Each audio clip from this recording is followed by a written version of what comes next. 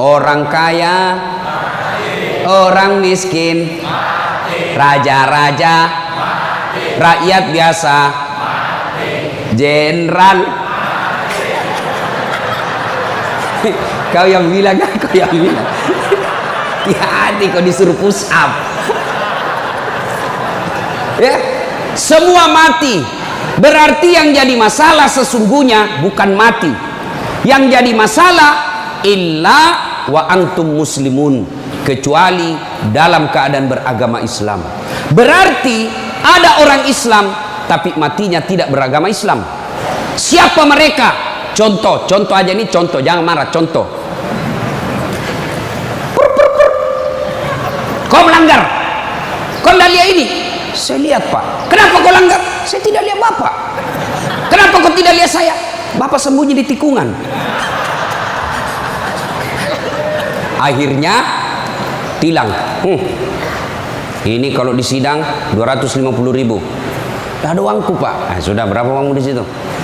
50.000. Ya sudah, 50.000. Tidak ada pun bensin, Pak. Sini 40.000. Sini 10, ambil kau 10.000. Sudahlah itu. Dia pergi makan soto Betawi. Pas sudah makan soto Betawi, keluar dari warung, tabrak, plok, mati. Matinya bisa dalam keadaan kafir. Kenapa? Ada uang haram dalam perutnya. Nauzubillah min dzalik. Ini polisi film India, bukan polisi Indonesia. Oh, polisi Indonesia orang bagus. Apakah bapak-bapak polisi setelah duduk di masjid setan putus asa?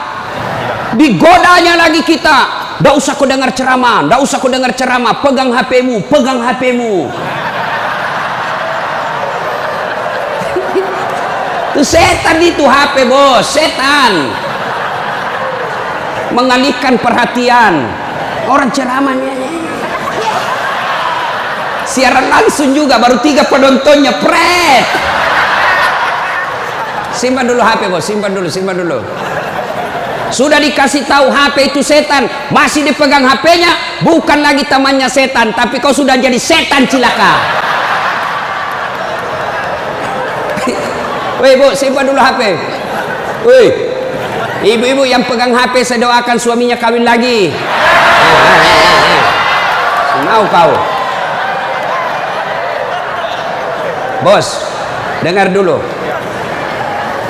Kenapa saya larang siaran langsung ketika saya ceramah? Dengar dulu penjelasan saya, serius. Saya tidak mau kalau saya lagi ceramah ada siaran langsung. Ya, saya ini dokter di bidang komunikasi, spesialisasi komunikasi massa. Saya belajar soal media, Pak. Dan saya sekolah sampai ke luar negeri soal media massa. Saya pelajari itu. Dokter saya di bidang itu.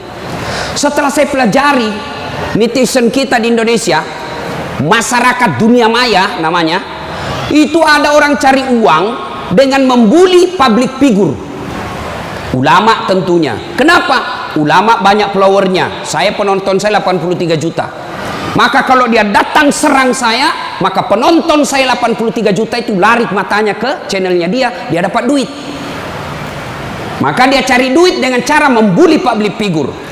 Contoh guru kita Abdul Somad. Ustadz, bagaimana hukumnya main catur? Beliau sebenarnya menjelaskan haram apabila azan berkomandan kalian masih main catur, haram. Tapi dipotong, akhirnya marah tukang catur. Saya juga ditanya, Dasat Latif, bagaimana hukumnya main catur? Haram. Kenapa bisa? Karena kau bunuh Perdana Menteri dan Raja. Ya haram lah. Ini kan jamaah fans saya ini kan rata-rata ibu-ibu. Tapi ibu-ibu yang sudah muka-muka sakaratil maut.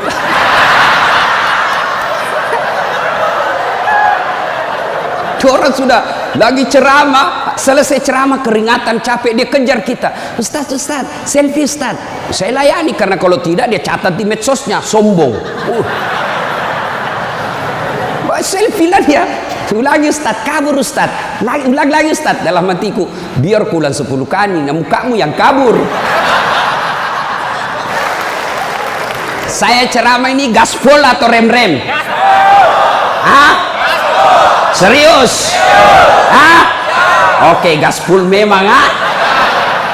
Ustaz, Kau pikir tidak ada masalahnya Ustaz? Wow, masalah demi masalah. Apa masalahnya Ustaz? Ditipu. Kenapa bisa ditipu? Assalamualaikum Ustaz. Waalaikumsalam. Boleh pergi ceramah di Pulau Kijang? Boleh. Jelaskan saya ke situ.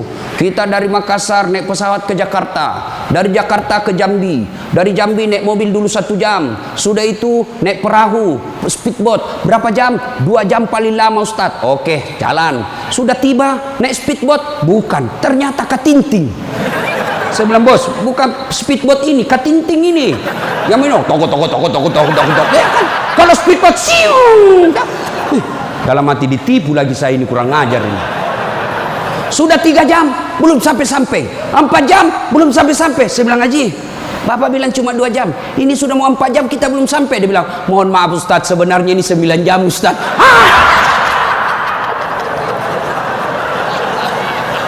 Kenapa Bapak bilang cuma 2 jam? Karena kalau saya bilang 9 jam, pasti Ustaz tidak mau terima cara saya. Itu Pak. Bapak polisi, istri cantik. Bapak pikir bukan masalah. Istri cantik digoda orang. Apalagi kalau suaminya jelek. Oh, lebih masalah itu. Berarti bagus kalau istri jelek Ustaz. Istri jelek dihina orang. Masalah bos. Kita lagi malu jalan sama dia. Ada undangan pengantin, duluan aja dek, nanti kita ketemu di gedung. Sampai di gedung dia bilang istrinya, bang, mana kau bang? Saya sudah sampai. Mohon maaf dek, saya tidak jadi ke situ lagi benceret. Ayo, istri cantik masalah, istri jelek masalah. Coba, berarti bukan masalah kita. Masalah kita adalah bagaimana cara mengatasi masalah. Mengatasi masalah tanpa ibu-ibu tahu juga pegadaian di sini.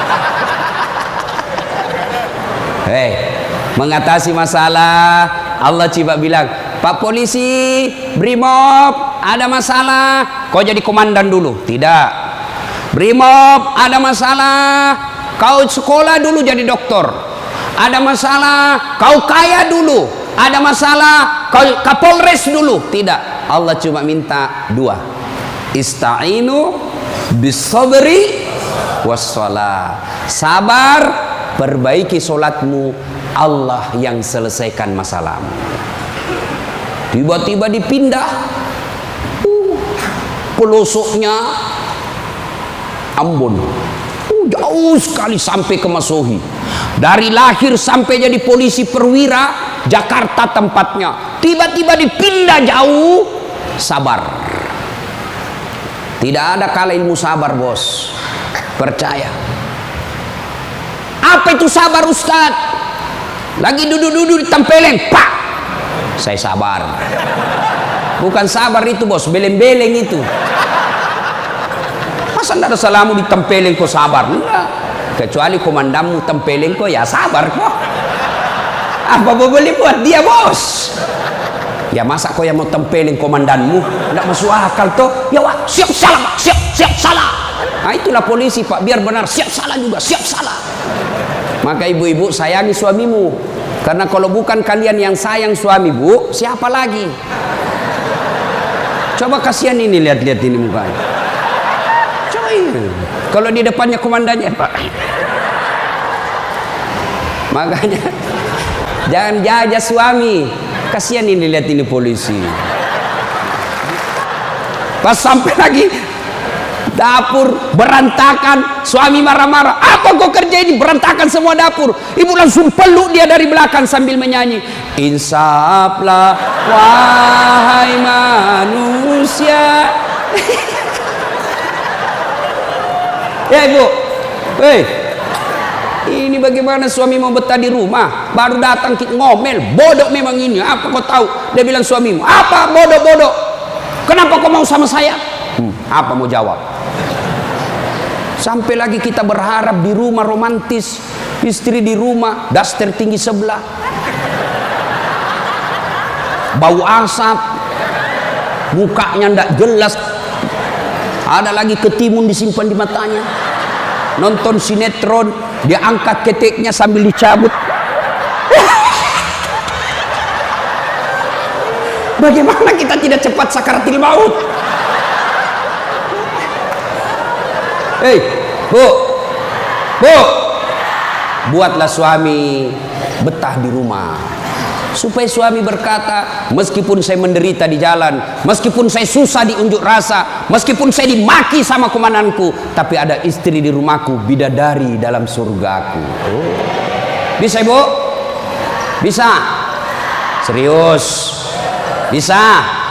Nah, itu semua bisa kita lakukan apabila kita sabar. Yang kedua, sholat.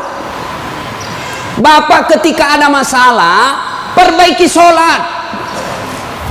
Bapak mau jadi Kapolres, mau jadi Danton, mau jadi Kapolda, tidak usah cari muka sama pimpinanmu. Capek cari muka sama manusia. Siap. Tidak laku, men. Cari muka kepada Allah. Kerja saja tugasnya seperti profesional. Kata Pak Jenderal tadi, lakukan yang profesional.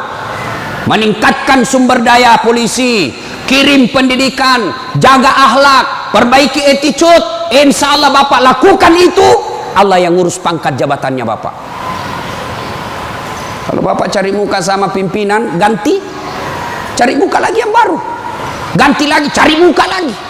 Lebih baik Bapak perbaiki kerja sebagai polisi, tegakkan aturan dengan kepolisian, jaga harkat dan martabat institusi kita, biar Allah yang jaga kita punya. Sholat Pak. Saya kasih contoh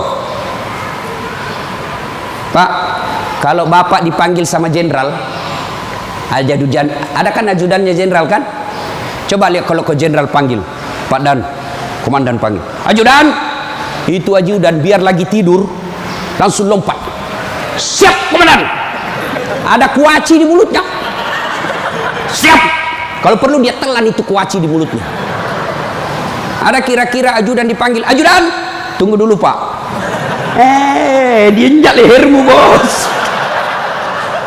Ada bisa, padahal ini jenderal ada pensiunnya, jenderal ada mutasinya, tapi kenapa kita terlalu takut? Lalu kenapa ketika Allah yang memanggil kita, hayya 'alas shalah, apa kita jawab? Tunggu.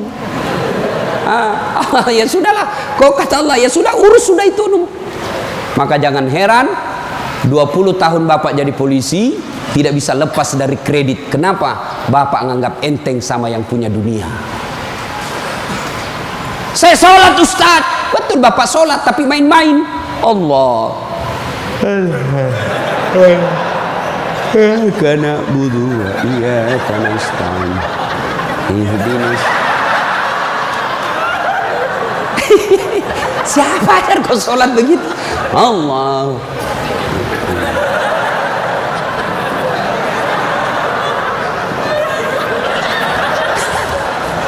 Atau ada ibu-ibu yang tanya saya, Ustaz, boleh ke itu sholat tidak pakai BH? Kenapa? Panas di kompleks Ustaz, tidak ada kipas angin, tidak ada AC. Boleh, tapi tidak beradab namanya. Ibu ketemu sama jenderal tidak pakai BH, boleh enggak? Iya jenderal.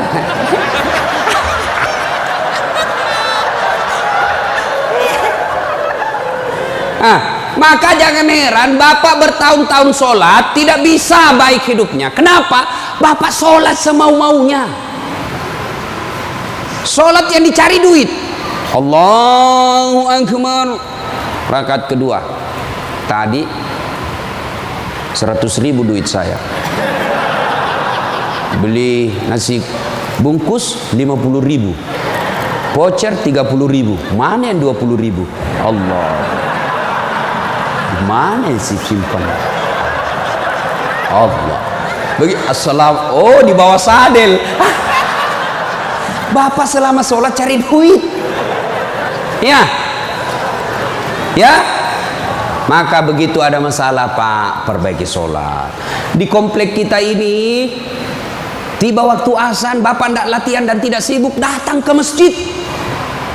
Sudah sampai ke masjid, yang dari sana, yang dari pintu sana menghadap kemana? Menghadap kemana? Kemana? Barat. Mau orang Sulawesi, mau orang Jawa, orang Papua, orang Medan datang ke masjid, menghadapnya sama ke barat.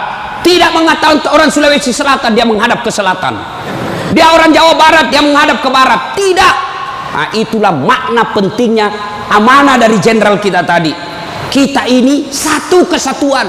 Tidak boleh ada berkata polisi Bugis, tidak boleh berkata polisi Jawa, polisi Papua. Tidak. Anda kalian adalah polisi Republik Indonesia. Coba lihat kalau bapak sholat, boleh enggak pakai bahasa masing-masing? Boleh? Enggak boleh, kacau pak.